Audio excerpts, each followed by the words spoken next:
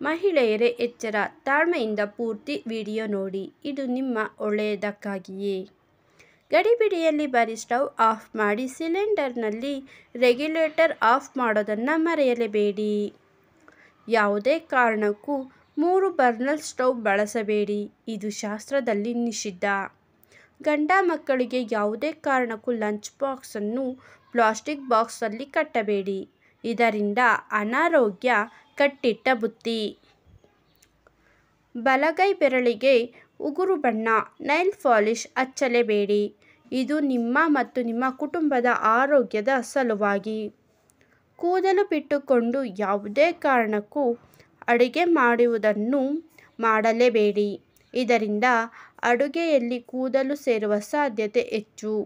ಶಾಸ್ತ್ರದ ಪ್ರಕಾರ ದಾರಿದ್ರ್ಯ ಈ ರೀತಿ ಮಾಡುವ ಮನೆಯಲ್ಲಿ ಹೆಚ್ಚು ನೆಮ್ಮದಿ ನೆಲೆಸೋದಿಲ್ಲ.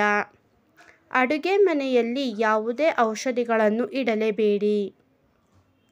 ಅಡುಗೆ ಮನೆಗೆ ಚಪ್ಪಲಿ ಹಾಕಿಕೊಂಡು ಹೋಗಬೇಡಿ. ಅಡುಗೆ ಹೆಚ್ಚು ಮಾಡಿ ತಂಗಳು ತಿನ್ನಬೇಡಿ. ಅಡುಗೆ ಮನೆಯಲ್ಲಿ ದೇವರ ಫೋಟೋ ಇಡಲೇಬೇಡಿ. ಮೊಬೈಲ್ ಬಳಸುತ್ತಾ ಅಡುಗೆ ಮಾಡಬೇಡಿ.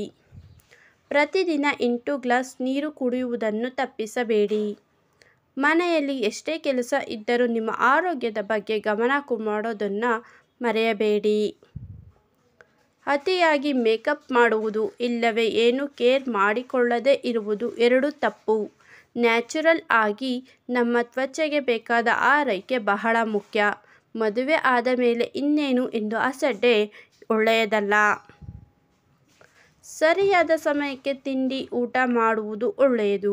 ನೀವು ಚೆನ್ನಾಗಿದ್ದರೆ ಮಾತ್ರ ನಿಮ್ಮ ಮನೆಯಲ್ಲಿ ಅಡುಗೆ ಮತ್ತು ಬೇರೆ ಕೆಲಸಗಳು ಸರಾಗವಾಗಿ ನಡೆಯುವುದು. ಅದನ್ನು ಮರೆಯಬೇಡಿ.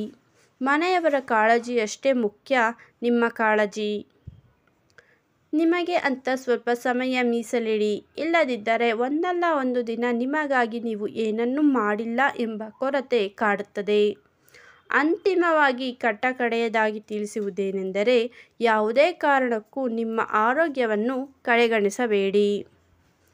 ನೀವು ನಿಮ್ಮ ಮನೆಯನ್ನು ನಡೆಸುವ ಸಾಮರ್ಥ್ಯ, ಆರೋಗ್ಯ, ಬುದ್ಧಿವಂತಿಕೆ ಹೊಂದಿದ್ದರೆ ಮಾತ್ರ ನಿಮಗೆ ಬೆಲೆ ಅನ್ನೋದನ್ನು ಮರಿಬೇಡಿ. ಈ ನನ್ನ ಕಳಕಳಿಯ ಮನವಿಯನ್ನು ದಯವಿಟ್ಟು 10 ಬಾರಿ ಓದಿ, ಕೇಳಿ, ಚಿಂತಿಸಿ ಸರಿಯಿದೆ ಎಂದಾದರೆ ಇನ್ನೂ 10 ಜನರಿಗೆ ಶೇರ್ ಮಾಡಿ. ಸ್ನೇಹಿತರೆ, ಇಂದಿನ ಈ ಮಾಹಿತಿ ನಿಮಗೆ ಇಷ್ಟವಾಗಿದ್ದರೆ ದಯವಿಟ್ಟು ಲೈಕ್ ಮಾಡಿ ಮತ್ತು ಚಾನಲ್ಗೆ ಸಬ್ಸ್ಕ್ರೈಬ್ ಆಗೋದನ್ನು ಮರಿಬೇಡಿ. ಮತ್ತೊಂದು ವಿಶೇಷವಾದ ಮಾಹಿತಿಯೊಂದಿಗೆ ಭೇಟಿಯಾಗೋಣ. ಧನ್ಯವಾದಗಳು.